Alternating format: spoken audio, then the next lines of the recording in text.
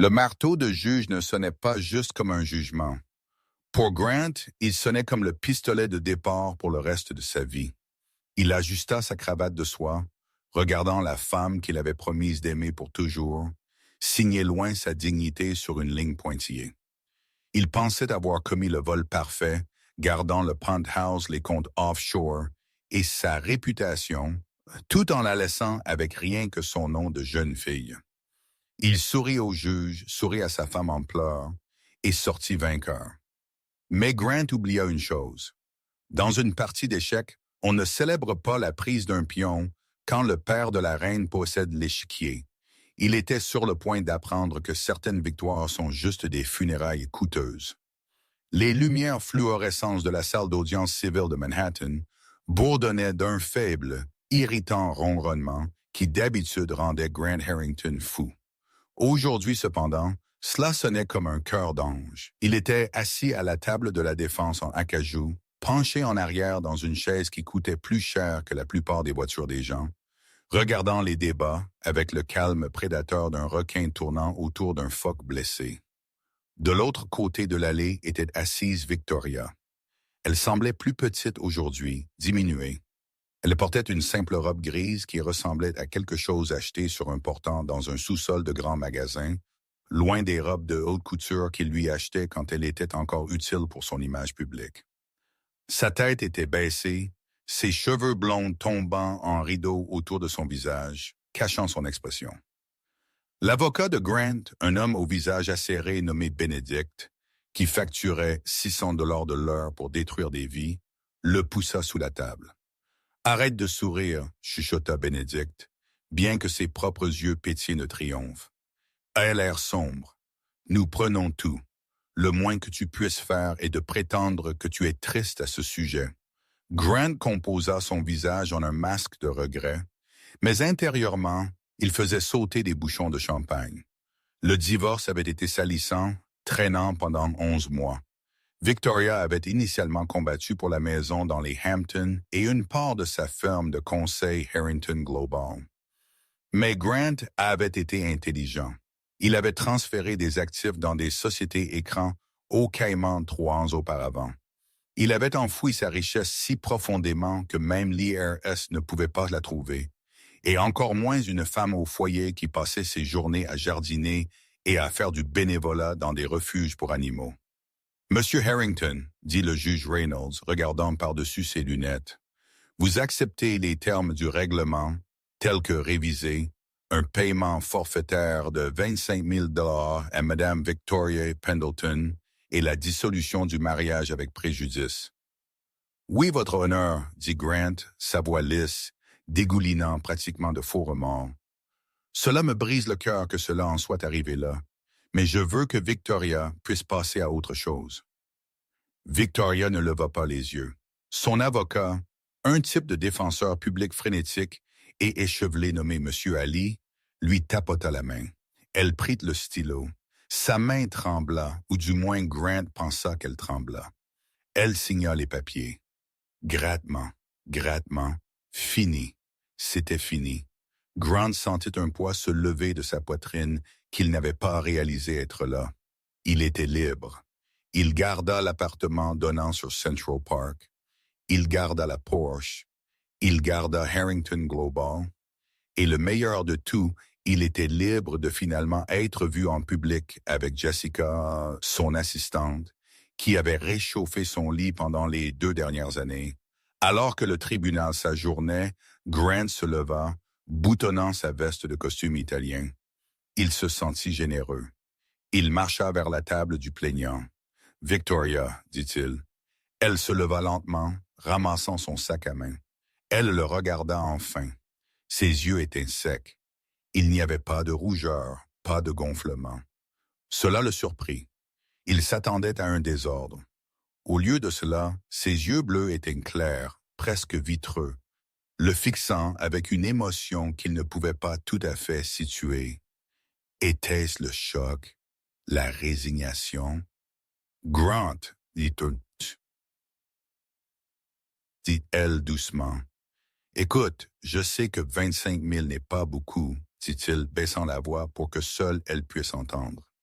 Mais si jamais tu as besoin d'une référence pour un emploi, peut-être un rôle de réceptionniste ou quelque chose, fais-le moi savoir. Je ne te tiendrai pas rigueur du passé. C'était l'insulte suprême enveloppée d'une fausse gentillesse. Il voulait la voir se briser. Il voulait qu'elle crie pour que le bailli doive la traîner dehors, prouvant à tous qu'elle était de la folle.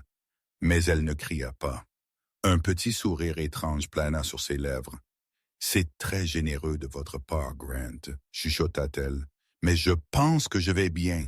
Mon père vient me chercher. » Grant ricana. « Arthur est-il même encore en vie? Je n'ai pas vu le vieil homme depuis 5 ans. Qu'est-ce qu'il conduit ces jours-ci? Toujours ce pick-up rouillé? » Victoria ne répondit pas. Elle se retourna et s'éloigna, ses talons claquant rythmiquement sur le sol en linoléum. Grant la regarda partir, ressentant une vague de pitié. Elle retournait au parc de Caravan ou à la ferme délabrée en Ohio d'où elle venait. Elle n'était plus son problème. Il se tourna vers Benedict. « Boisson à ma charge, le scotch le plus cher qu'ils aient. »« Vous êtes le patron. » Benedict sourit. « Vous l'avez légalement volé, Grant. C'était une masterclass. » Ils sortirent du palais de justice et dans le soleil aveuglant de l'après-midi de New York, riant comme des rois du monde. Grant vérifia sa Rolex. 14 heures. À 17 heures, il serait ivre. À 20 heures, il serait avec Jessica. La vie était parfaite. La célébration eut lieu au Summit, un bar-terrasse exclusif à Midtown, où un seul cocktail coûtait plus que le chèque de règlement de Victoria. Grant était assis dans une cabine en cuir moelleux, la ligne d'horizon de la ville s'étalant sous lui comme un royaume conquis. Jessica était à côté de lui, sa main posée de manière possessive sur sa cuisse. Elle était plus jeune que Victoria, plus bruyante et plus affamée d'argent. Exactement le type de Grant. « Alors, c'est vraiment fait » demanda Jessica, sirotant un martini. « Elle est partie, effacée ?» Grant rit, faisant teinter son verre contre le sien. « Elle a signé les papiers, c'est inattaquable. Je garde la firme, les comptes, la maison. Elle reçoit le prix du bus pour retourner en Ohio. » « Tu es si méchant, » gloussa Jessica. « Mais qu'en est-il de son père? Tu as dit qu'il était bizarre. » Grant agita une main dismissive. « Arthur Pendleton, c'est un fantôme. Quand nous nous sommes mariés, il est apparu dans un costume qui semblait dater de 1960. N'a pas dit un mot. Victoria a dit qu'il était consultant pour une entreprise de logistique, ce qui est un code pour chauffeur de camion. Le type n'est personne. J'ai fait une vérification de ses antécédents il y a des années. Rien n'est apparu. Pas d'actif, pas d'historique de crédit. Il est pratiquement invisible. Victoria retourna à rien. Il prit une longue gorgée du scotch de 30 ans. Cela brûlait agréablement. « J'ai besoin de passer un appel rapide au bureau, » dit Grant, se levant. « Assurez-vous que le transfert pour la nouvelle acquisition a bien eu lieu. Je veux t'acheter ce bracelet que nous avons vu chez Tiffany pour célébrer. » Jessica piailla de joie. Grant se dirigea vers la terrasse plus calme, sortant son téléphone. Il composa le numéro de son directeur financier, Lewis. « Lewis, mise à jour sur la fusion, » aboya Grant. Il y eut un silence à l'autre bout, puis une voix hésitante. « Grant, où es-tu? »« Je célèbre. »« Où penses-tu que je suis? Avons-nous conclu l'accord avec Omnicorp? »« Grant, tu dois venir au bureau, » dit Lewis, sa voix tremblante. « Non, je ne viens pas aujourd'hui. Je viens de gagner mon divorce. Gère ça. »« Je ne peux pas gérer ça !» hurla Lewis, brisant son vernis professionnel. « La sécurité est là. Ils nous escortent dehors. » Grant fronça les sourcils, l'alcool bourdonnant dans sa tête devenant soudainement froid. « De quoi parles-tu? Qui t'escorte dehors? Je possède le bâtiment. »« Non, » dit Lewis. « Tu ne l'as pas. Nous venons de recevoir un avis. Le bail a été résilié avec effet immédiat. Et Grant les compte. Qu'en est-il des comptes? Grant serra la rampe du balcon, ses phalanges blanchissant. Ils sont gelés, tous, même ceux au Caïman. Je ne sais pas comment, mais quelqu'un les a signalés pour un examen de fraude internationale. C'est impossible, siffla Grant. Ces comptes sont fantômes. Personne ne sait qu'ils existent. Quelqu'un sait, chuchota Lewis. Grant, la police est là, elle te cherche. Ils ont un mandat pour détournement de fonds. Grant raccrocha le téléphone. Le bruit de la ville en contrebas sembla monter vers lui.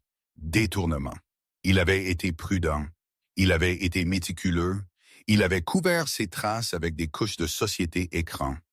Il se retourna vers la table. Jessica regardait son téléphone, fronçant les sourcils.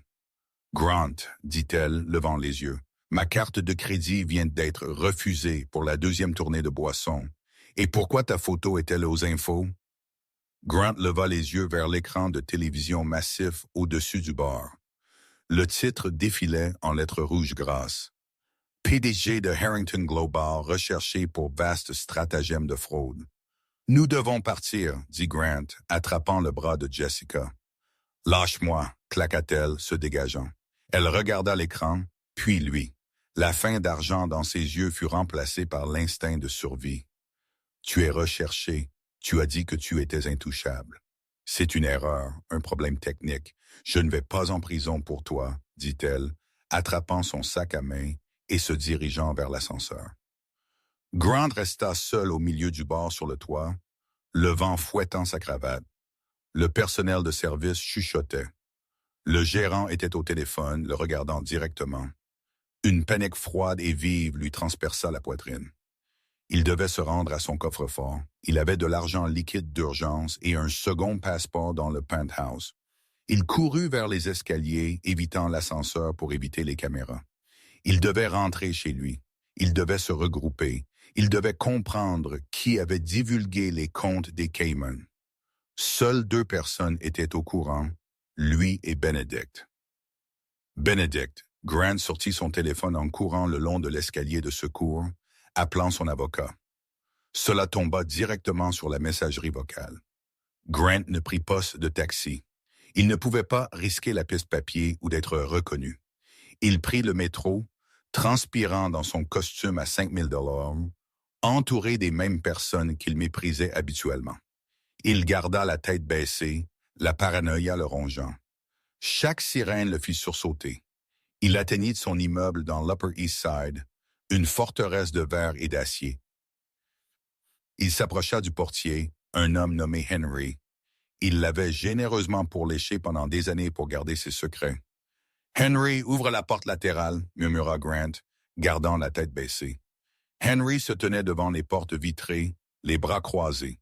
Il ne bougea pas. « Henry, tu m'as entendu? »« Je ne peux pas vous laisser entrer, Monsieur Harrington, » dit Henry, le visage impassible. « Que voulez-vous dire, vous ne pouvez pas me laisser entrer? Je possède le penthouse. »« Pas depuis 1 heure, » dit Henry. « La direction de l'immeuble a reçu un avis de saisie et les serrures ont été changées. De plus, la police est à l'étage, exécutant un mandat de perquisition. « Saisie! J'ai payé cet appartement en espèces! » hurla Grant, attirant les regards des passants. « Qui fait ça? »« Je crois que le nouveau propriétaire vous a laissé une enveloppe, » dit Henry. Il tendit la main dans son pupitre et en sortit une épaisse enveloppe de couleur crème. Elle était scellée avec de la cire rouge. Grant la saisit. Il l'ouvrit d'une main tremblante. À l'intérieur se trouvait une seule feuille de papier cartonné épais. Ce n'était pas un avis légal. Ce n'était pas un mandat de police. C'était une note manuscrite en écriture cursive élégante et à l'ancienne. Chaque roi a besoin d'un château, Grant, mais vous avez oublié que le terrain sur lequel se trouve le château doit être loué. Et le loyer est dû.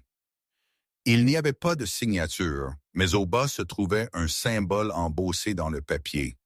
Une petite crête stylisée d'un faucon tenant d'une clé. Grant la fixa. Il avait déjà vu cette crête, Estionette. Où? Il se remémora son jour de mariage il y a 5 ans. Le père de Victoria, Arthur, se tenant au fond de l'église. Il leur avait fait un cadeau, une petite boîte antique que Grant avait jetée au grenier sans l'ouvrir. Cette boîte avait la même crête. « Arthur », murmura Grant. « Non, c'est impossible, c'est un inconnu. » Mais ses comptes étaient gelés. Son bureau avait été perquisitionné. Sa maison avait été saisie. Et tout cela s'était produit dans les 2 heures suivant la signature des papiers de divorce par Victoria. Ce n'était pas une coïncidence, c'était un coup monté. Le téléphone de Grant vibra. C'était un numéro inconnu. Il répondit. « Qui est-ce? »« Bonjour, Grant. » La voix était profonde, rauque et terriblement calme. Cela sonnait comme des plaques tectoniques qui se déplacent. « Qui êtes-vous? » exigea Grant, sa voix se brisant. « Tu m'as congédié comme un chauffeur de camion, » dit la voix.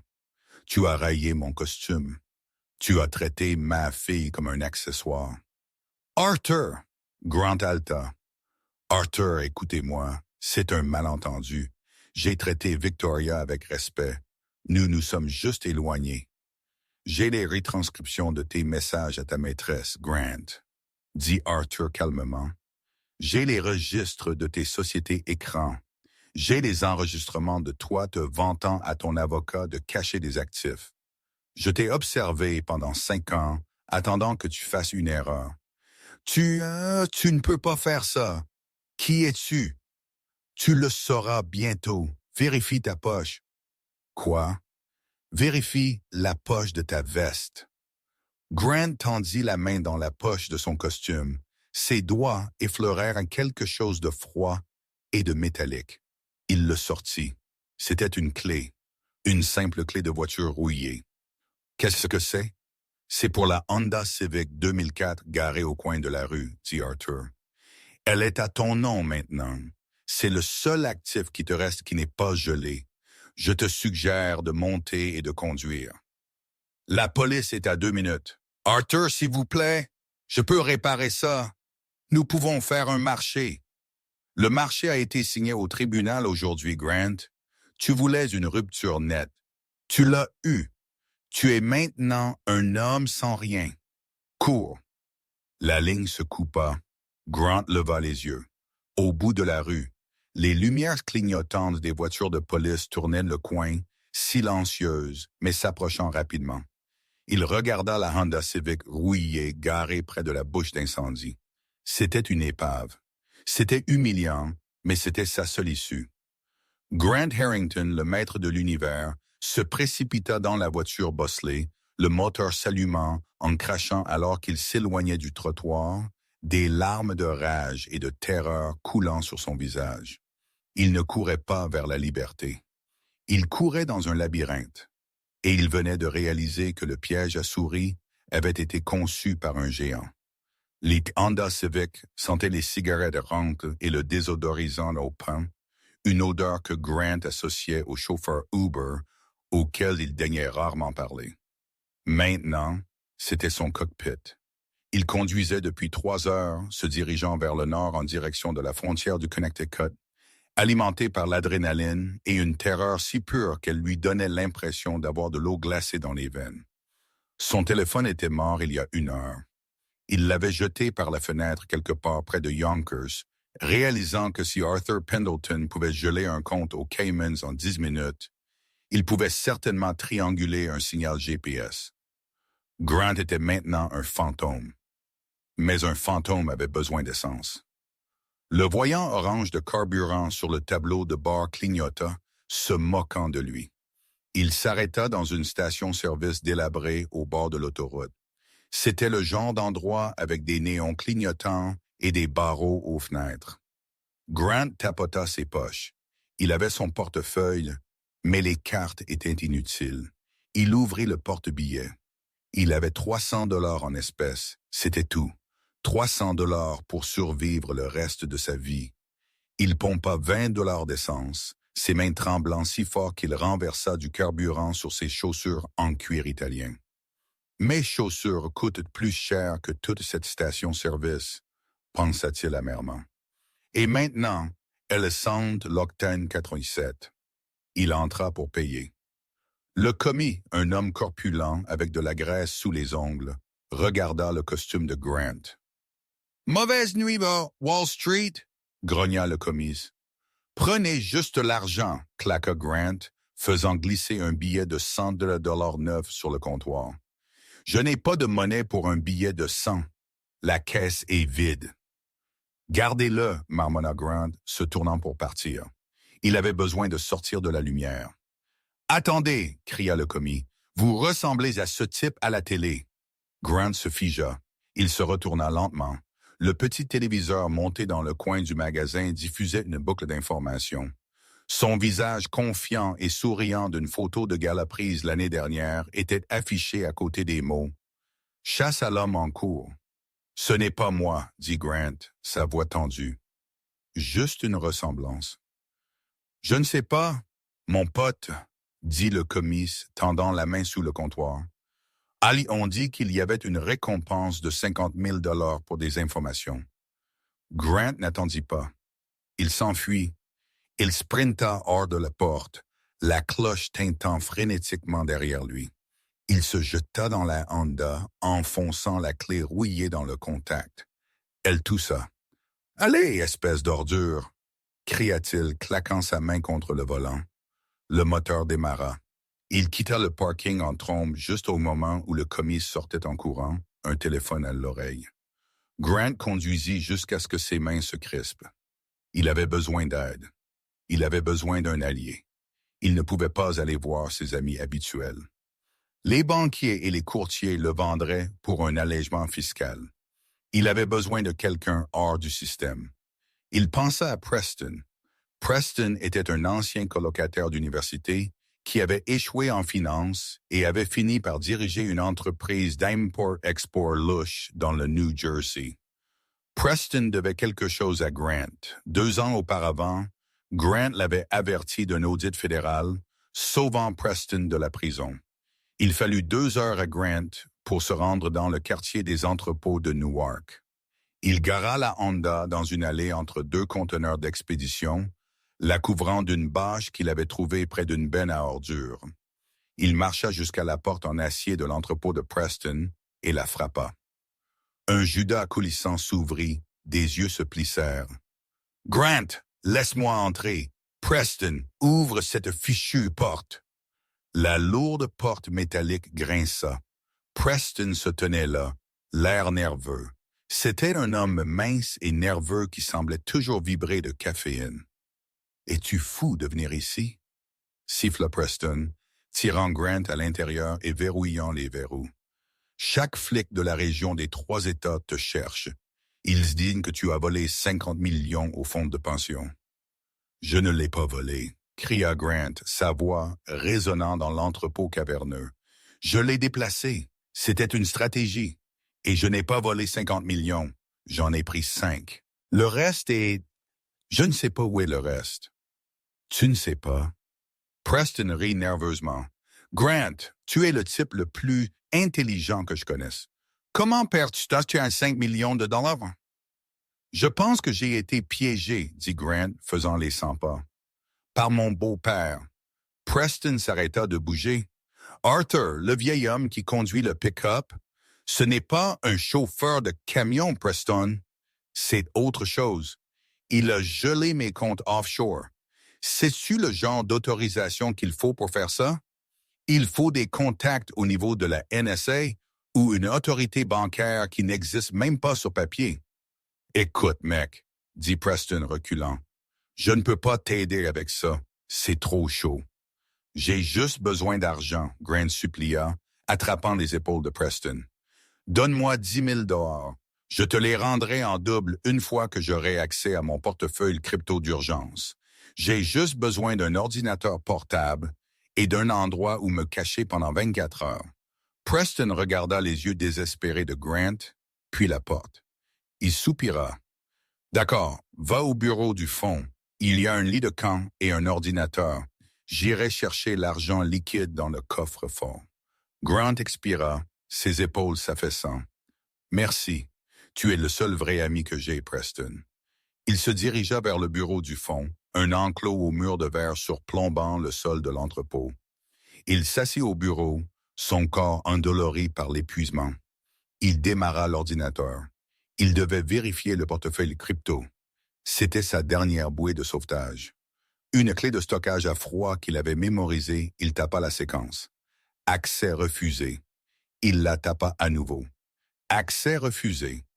Portefeuille vide. Grant fixa l'écran. Le portefeuille avait 3 millions de dollars en Bitcoin hier. Maintenant, le solde était de 0. Une notification apparut sur l'écran.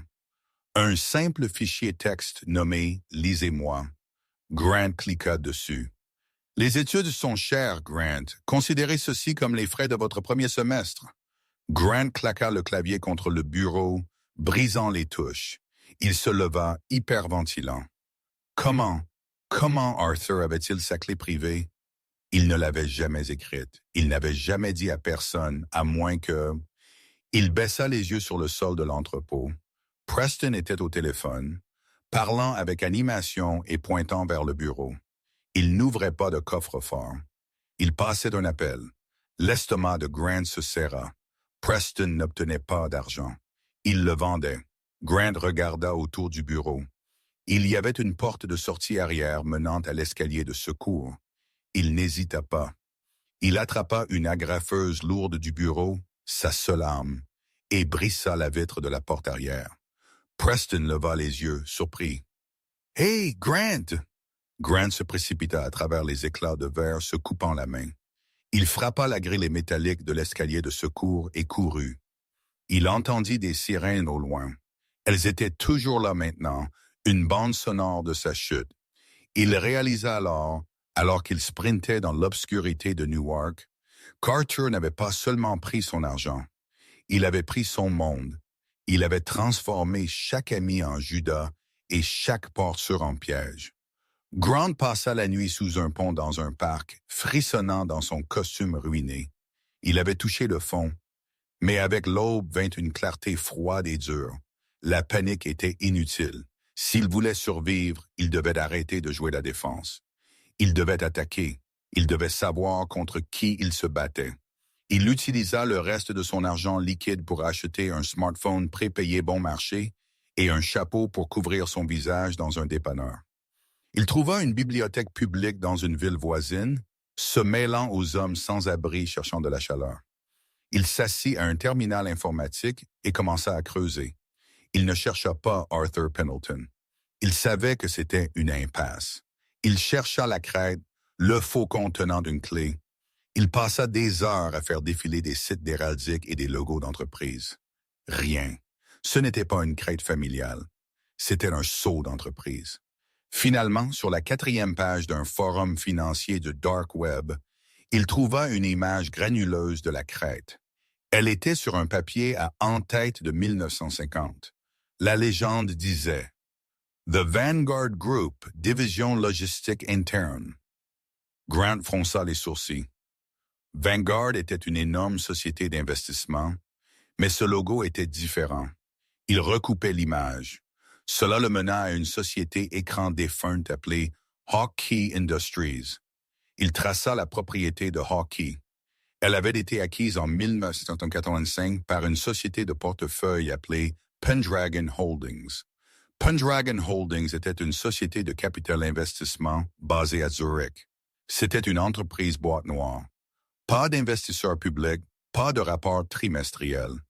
Elle détenait des participations majoritaires dans des voies maritimes, des mines de terre rares et Harrington Global.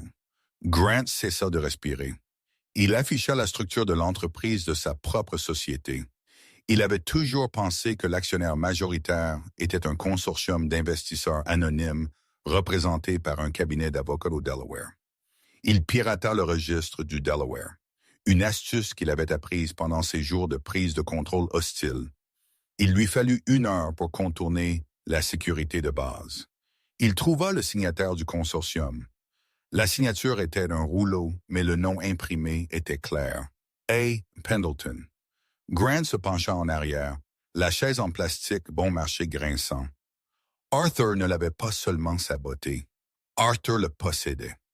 Pendant 10 ans, Grant s'était pavané en pensant qu'il était le PDG, le patron, le génie. En réalité, Il n'était qu'un directeur intermédiaire dans l'empire d'Arthur. Arthur lui avait donné l'entreprise, Arthur lui avait permis de réussir, et quand Grant trahit Victoria, Arthur l'a simplement viré. « Mon Dieu, murmura Grant, ce n'est pas un chauffeur de camion, c'est la chaîne d'approvisionnement. » Grant se souvint du travail de logistique que Victoria avait mentionné. Arthur ne conduisait pas les camions. Il possédait les routes. Il creusa plus profondément dans les holdings Pendragon.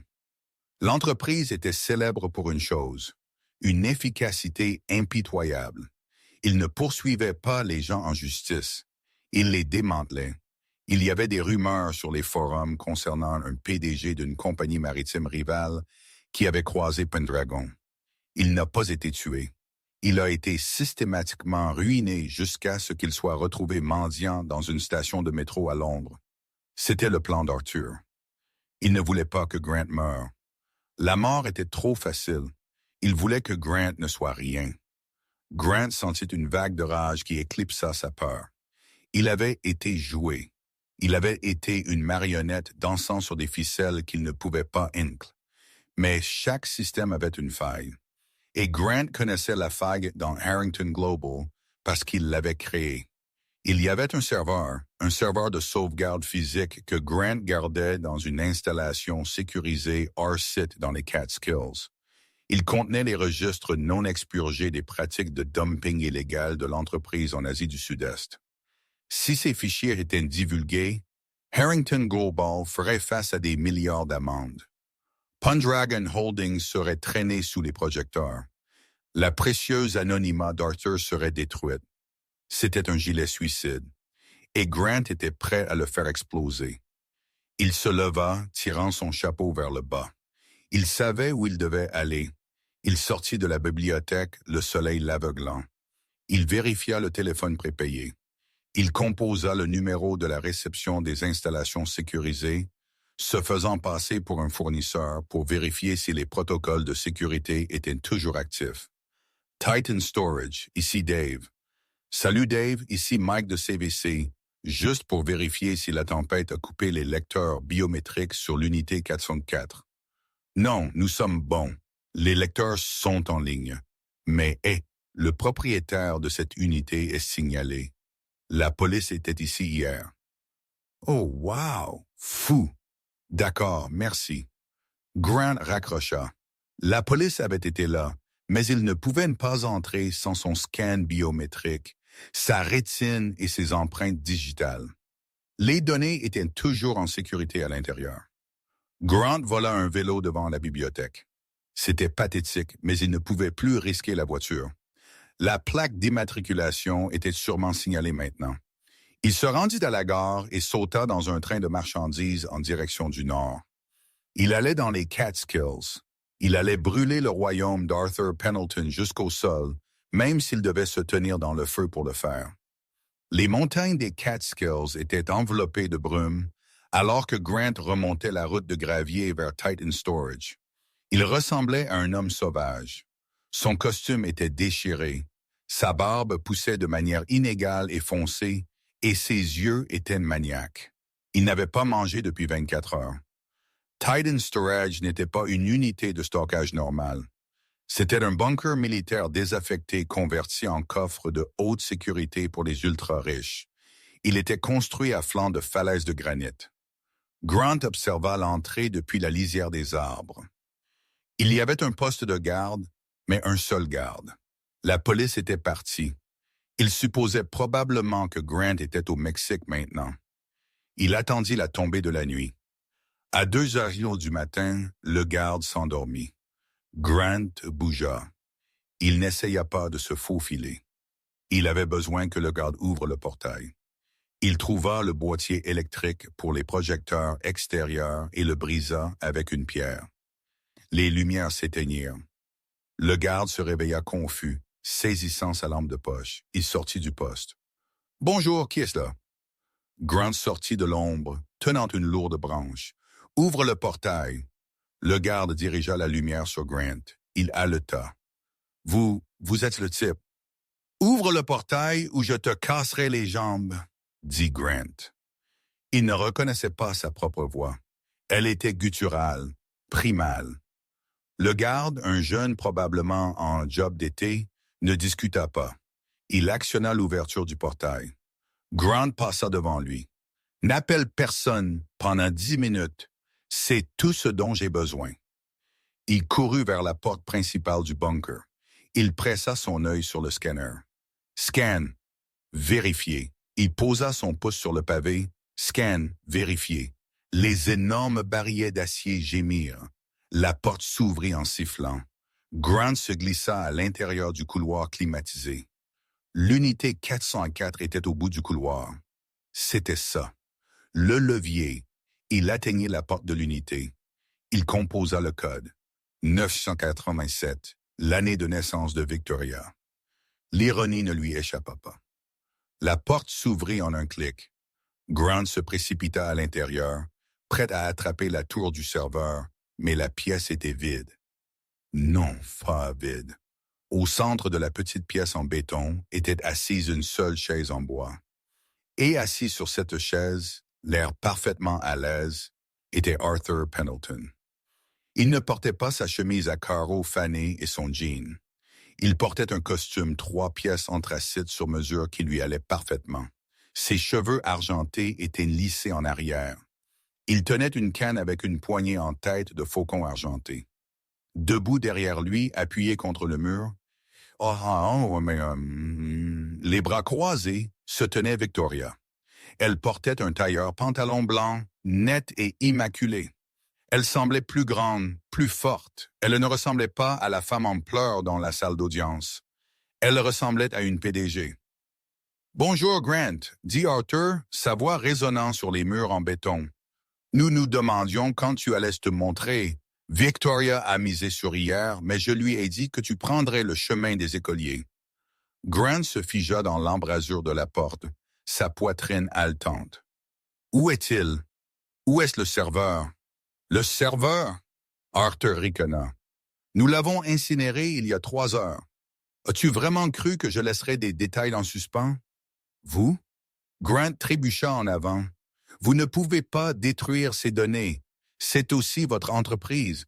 Si ces données sont parties, vous ne pouvez pas prouver que le dumping n'a pas eu lieu non plus. »« Je n'ai rien à prouver, » dit Arthur calmement. « Je possède les régulateurs, Grant. Je ne crains pas la loi. Je suis la constante géopolitique. Mais toi, tu crains tout en ce moment. » Grant regarda Victoria. « Vic, tu fais partie de ça? Il nous a ruinés. » Victoria s'avança. Ses talons claquèrent sur le béton, le son sec et mortel. « Il ne nous a pas ruinés, Grant, » dit-elle, sa voix glaciale. « Il t'a ruiné. Je n'ai jamais été en danger. J'ai essayé de te prévenir. Pendant 3 ans, j'ai essayé de te dire de ralentir, d'arrêter de traiter les gens comme de la saleté, d'arrêter de me tromper. »« Je... » balbutia Grant. « Tu savais? »« Je savais pour Jessica avant même que tu ne couches avec elle, » dit Victoria. « Papa a des yeux partout. Je suis resté parce que j'espérais que tu changerais. J'espérais que l'homme que j'avais épousé était toujours là quelque part. Mais le divorce, c'était le test. Si tu avais été juste, si tu avais montré une once de gentillesse ou de générosité, nous t'aurions laissé partir avec la moitié. Elle fit un pas de plus, mais tu as essayé de me laisser sans rien. Tu en as ri, alors nous avons décidé de te rendre l'appareil. » Grant tomba à genoux. L'épuisement, la faim, la défaite, tout s'abattit sur lui. « Que voulez-vous? » pleura Grant. « Vous avez pris l'argent. Vous avez pris la maison. Vous avez pris ma vie. Que voulez-vous de plus? » Arthur se leva lentement. Il s'approcha de Grant et le regarda avec des yeux qui ne contenaient aucune sympathie. « Je veux que tu comprennes le coût de l'arrogance, » dit Arthur. « Tu pensais être un homme qui s'était fait tout seul, mais tu étais un invité dans ma maison et tu étais un terrible invité. » Arthur tendit la main dans sa poche et en sortit un petit objet rectangulaire. Un billet de bus. « La police monte la montagne, » dit Arthur. « Ils savent que tu es ici, mais il y a une sortie arrière à cette installation. Elle mène à un sentier qui descend vers l'autoroute. » Il laissa tomber le billet de bus sur le sol devant Grant. « Un aller simple pour Omaha. dit Arthur. Il y a un travail qui t'attend là-bas. Laveur de vaisselle dans un restaurant. Salaire minimum, pas de pourboire. Vous vous attendez à ce que je fasse la vaisselle? Grant leva les yeux, consterné, même dans sa ruine. C'est un gagne-pain honnête, dit Victoria. Quelque chose que tu n'as jamais essayé. Prends le billet, Grant, commanda Arthur. Ou reste ici et explique au FBI pourquoi tu as détourné 50 millions de dollars. Les preuves que nous avons plantées sur ton ordinateur portable sont assez convaincantes. Des sirènes hurlèrent dehors, plus proches cette fois. Grant regarda le billet, puis la porte arrière ouverte qu'Arthur pointait du doigt, puis son ex-femme, qui le regardait non pas avec amour, non pas avec haine, mais avec une totale indifférence. Grant Harrington arracha le billet du sol. Il ne dit pas au revoir. Il ne regarda pas en arrière. Il se releva et courut vers la sortie arrière, fuyant dans les bois sombres comme un animal effrayé. Arthur le regarda partir, puis se tourna vers sa fille. « Tu vas bien, chérie? » Victoria brossa un morceau de poussière imaginaire de son revers. Elle sourit, et cette fois c'était un sourire qui correspondait à celui de son père, dangereux et puissant. « Je vais bien, papa. » En fait, elle vérifia sa montre. « J'ai une réunion du conseil à Tokyo dans 12 heures. On prend le jet? » « Montre le chemin, » dit Arthur. Alors qu'ils sortaient du bunker, laissant la pièce vide derrière eux, la première voiture de police freina brusquement à l'entrée. Mais ils étaient déjà partis. Des fantômes dans la machine, laissant Grant à un destin bien pire que la prison, l'insignifiance. Le bus Greyhound sentait les fumées de diesel et le désespoir. Grant était assis au dernier rang, son front pressé contre la vitre froide, regardant le paysage passer de la verdure luxuriante de la côte Est aux plaines plates et infinies du Midwest. Il portait toujours son pantalon de costume, bien qu'il soit maintenant taché de boue et de graisse, et sa chemise de ville manquait de 2 boutons. Il n'avait pas de bagages, pas de téléphone, juste un billet froissé et 40 $ qu'Arthur avait glissé dans sa poche. De l'argent de démarrage, il avait appelé ça. Le voyage dura 30 heures. 30 heures pour penser. 30 heures pour rejouer le moment dans le bunker où sa vie avait effectivement pris fin. Il avait été un dieu de l'industrie, un homme qui déplaçait les marchés d'un murmure. Maintenant, il était un passager dans un bus vers nulle part, fuyant une peine de prison pour des crimes qu'il avait techniquement commis, même s'il y avait été manœuvré. Quand le bus siffla un arrêt à Omaha, Nebraska, Grant descendit dans un monde qui lui semblait étranger. L'air était différent ici, plus mince, sentant le grain et la pluie. Il sortit de la gare, serrant l'adresse qu'Arthur avait écrite au dos du billet. Joe's Diner, 44e et Maine, demandait Roger. C'était un test ou une punition, ou les deux. Grant marcha pendant 3 miles. Il n'avait pas l'argent pour un taxi, et il était trop fier pour demander son chemin. Quand il trouva enfin le Joe's Diner, c'était une relique chromée et néon des années 50, coincée entre une quincaillerie et une laverie automatique. Il poussa la porte. Une cloche tinta. L'odeur du bacon frit et du vieux café le frappa comme un coup physique. Un homme avec une épaisse moustache grise et un tablier taché leva les yeux du gris. Ce devait être Roger. « Je peux vous aider? » grogna Roger, retournant d'une galette de hamburger. « On m'a dit de venir ici, » balbutia Grant. Il essaya de retrouver sa vieille voix de PDG, celle qui commandait les salles de conseil, mais elle sortit comme un croassement. Arthur m'a envoyé. Roger marqua une pause. Il posa la spatule et s'essuya les mains sur un torchon. Il regarda Grant de haut en bas, remarquant les chaussures italiennes ruinées et les yeux creux. « Alors, vous êtes le nouveau, » dit Roger, non sans gentillesse mais sans pitié. « Arthur a dit que vous aviez besoin d'apprendre la valeur d'$1. »« J'ai besoin d'un travail, » dit Grant, fixant le sol. « Laveur de vaisselle, $8 de l'heure. De l'argent au noir car je suppose que vous n'avez pas de numéro de sécurité sociale pour le moment. » $8, Grant sentit une vague d'indignation. Je facturais 3 000 $ de l'heure pour du conseil. Roger rit. C'était un son sec et sifflant. Eh bien, monsieur 3000, pour l'instant, vous avez l'air de ne pas pouvoir vous offrir un sandwich au jambon. Les tabliers sont à l'arrière. Vous commencez maintenant. L'évier est plein. Grant voulait crier. Il voulait renverser la table et partir en claquant la porte. Mais il n'avait nulle part où aller. Le FBI recherchait Grant Harrington. Ici, il était personne. Il marcha vers l'arrière, noua un tablier en plastique qui sentait l'eau de Javel et plongea ses mains dans l'eau chaude et grasse. Pendant la première semaine, Grant pleura toutes les nuits. Il dormit dans une petite pièce de rangement au-dessus du restaurant que Roger lui louait pour 50 $ par semaine. Elle avait un matelas sur le sol et une seule fenêtre qui donnait sur un mur de briques. Ses mains, autrefois manucurées et douces, devinrent rouges, gercées et boursouflées. Son dos lui faisait mal avec une douleur sourde constante. Il apprit à survivre avec les restes du restaurant. Frites froides, hamburgers à moitié mangés, tartes rassis. Il vivait la vie des gens qu'il se moquait autrefois. Un mardi pluvieux de novembre, 3 mois après son arrivée, le restaurant était calme. Grant frottait une casserole brûlée. Son esprit engourdi. Il avait cessé de penser au Hampton. Il avait cessé de penser à sa Porsche. Il essayait juste d'enlever le carbone de l'acier. « Hey, Greg! » cria Roger de l'avant. Grant avait adopté le nom de Greg.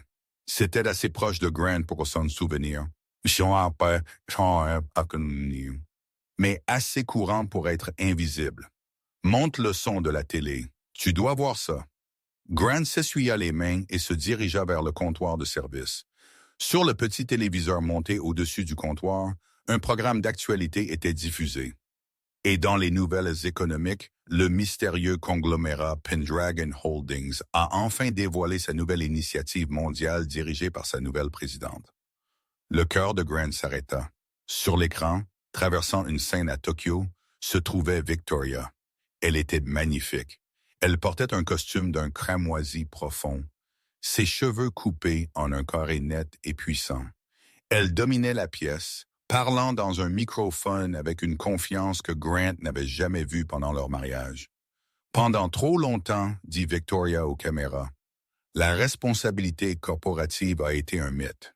Sous ma direction, Pendragon acquiert et restructure les entreprises défaillantes qui privilégient le profit sur les personnes. Nous nettoyons le désordre laissé par l'ancienne garde. » La caméra coupa sur un B-roll des entreprises que Pendragon avait acquises. Là, clignotant à l'écran pendant une fraction de seconde, se trouvait le logo de Harrington Global. Il était retiré d'un bâtiment, remplacé par la crête de Hawkeye. « C'est quelque chose, n'est-ce pas? » siffla Roger, appuyé sur le comptoir. « On dit que cette femme vaut 100 milliards de $. Elle a repris l'empire de son père et l'a doublé en un trimestre. Elle est... » La voix de Grant lui fit défaut. « Vous la connaissez? » demanda Roger, plissant les yeux. Grant regarda le visage de Victoria sur l'écran. Elle souriait. Un vrai sourire, pas le sourire timide qu'elle lui donnait quand il lui achetait un cadeau qu'elle ne voulait pas. Elle avait l'air libre. « Non, » murmura Grant, « je ne la connais pas. Je connaissais quelqu'un qui lui ressemblait, mais je ne la connaissais pas du tout. » Il se retourna vers l'évier. L'image de Victoria, puissante, riche et juste, lui brûlait les rétines. Elle l'avait dépassé de toutes les manières. Et le pire, c'est qu'elle ne l'avait pas fait en trichant. Elle l'avait fait en attendant, en le laissant se détruire lui-même. Les mois se transformèrent en une année. Grant devint un habitué du restaurant.